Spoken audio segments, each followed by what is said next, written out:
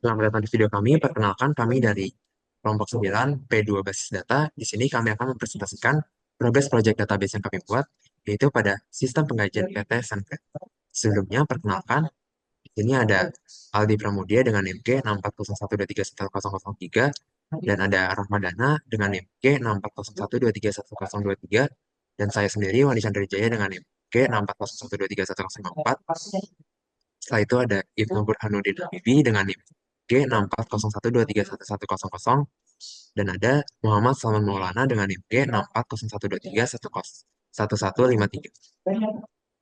PT Sanggrat Natural Indonesia berdiri sejak 2019 adalah perusahaan manufaktur yang memproduksi berbagai produk seperti perbekalan kesehatan rumah tangga, sarana produksi pertanian, dan skincare. Perusahaan ini memasarkan produknya melalui marketplace, reseller, serta toko offline, sehingga membutuhkan manajemen yang efisien untuk mendukung kegiatan operasionalnya.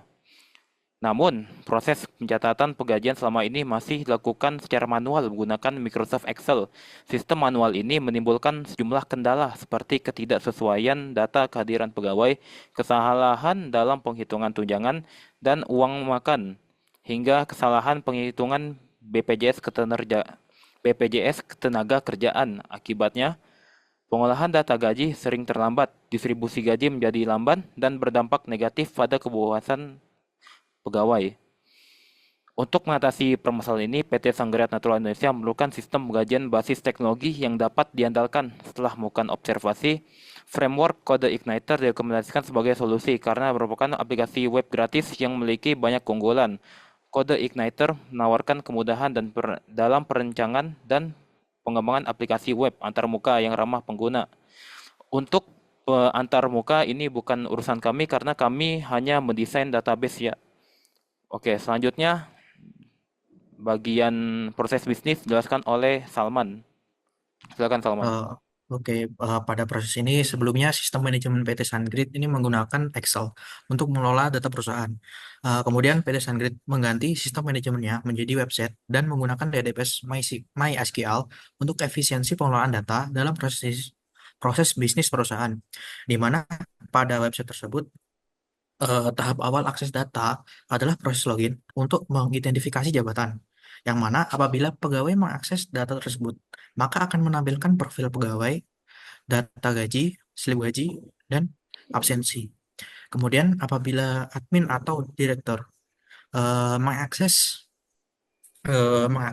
data tersebut, maka akan menampilkan dan atau mengelola dan mengubah data pegawai, data jabatan, data absensi, setting pemotongan gaji, mengolah data gaji, laporan gaji dan laporan absensi, serta mengunduh laporan.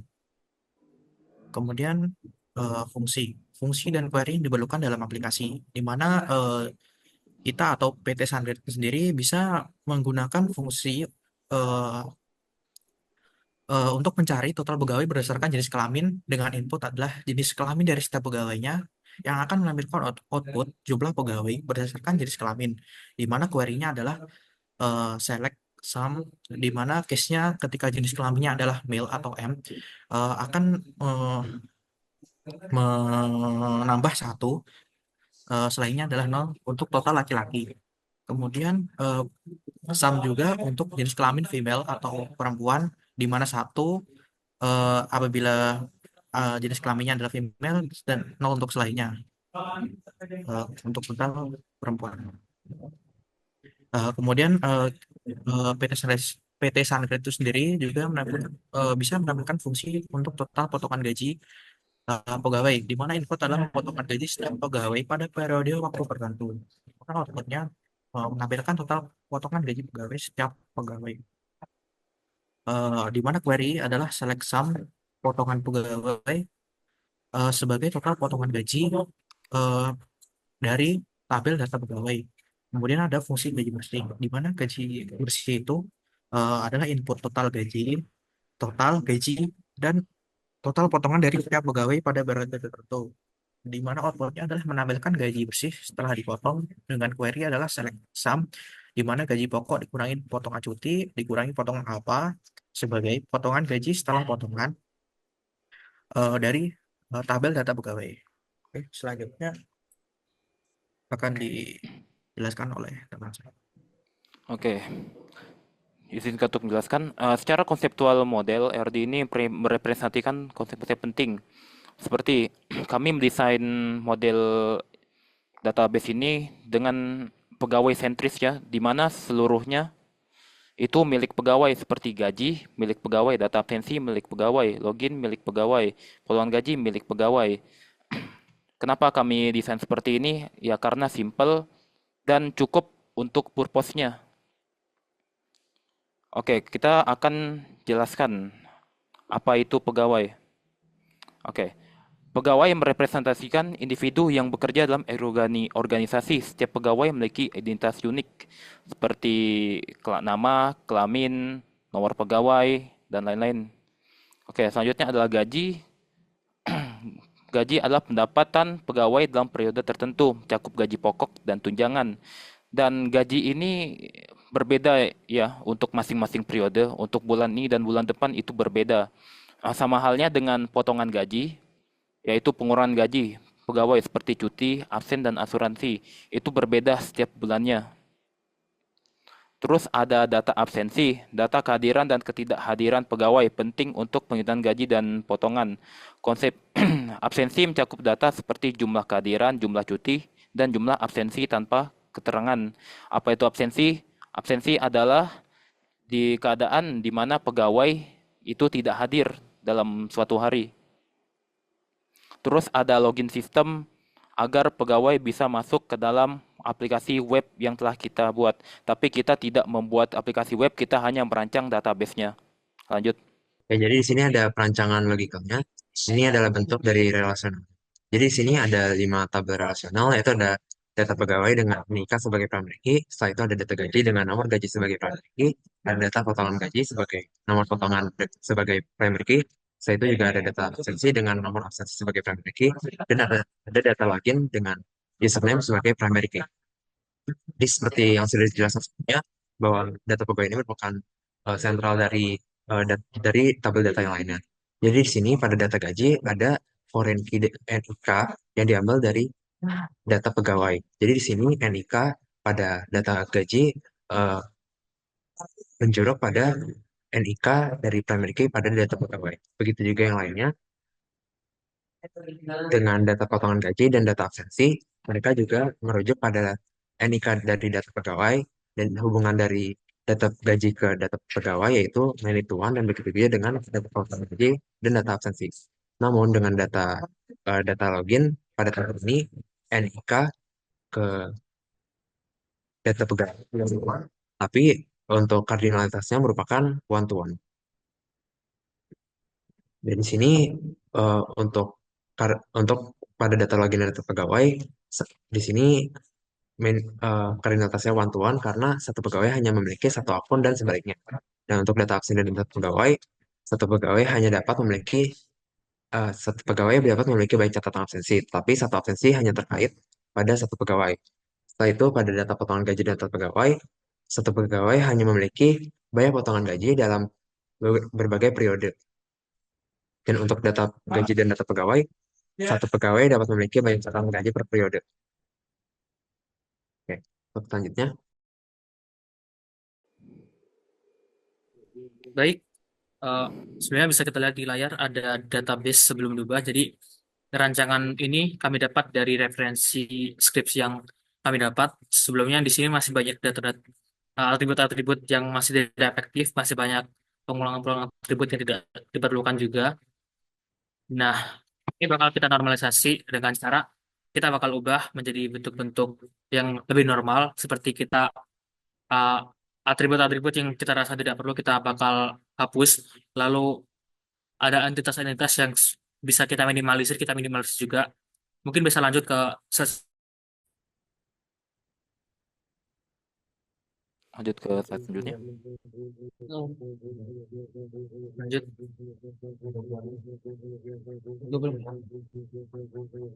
Jadi bisa kita lihat di slide selanjutnya. Ini ada relational table-nya.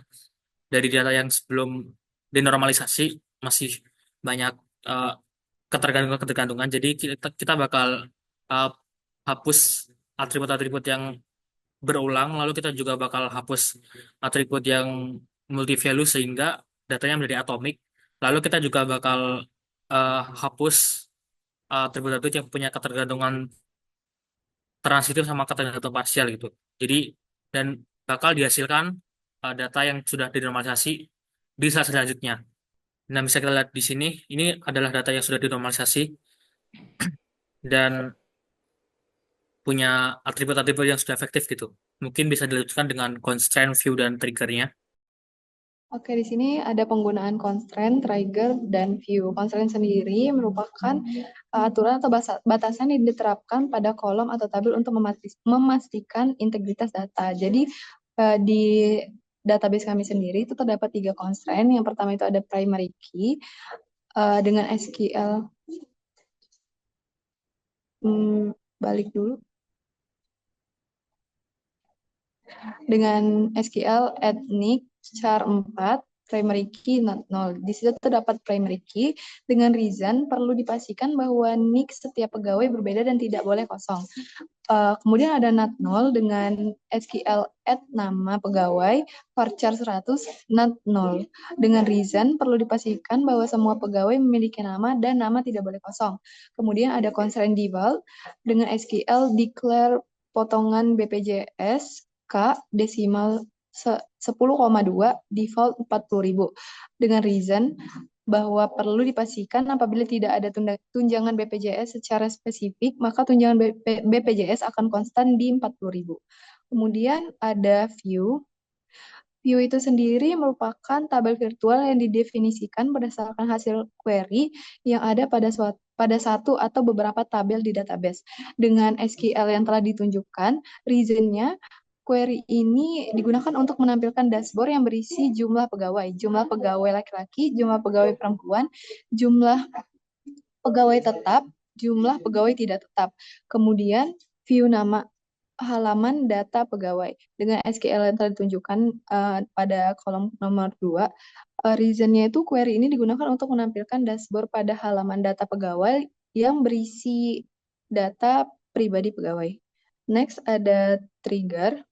Trigger sendiri merupakan kode yang secara otomatis dijalankan atau dipicu oleh peristiwa tertentu pada tabel atau view seperti insert, update, atau delete. Dengan SQL yang seperti itu,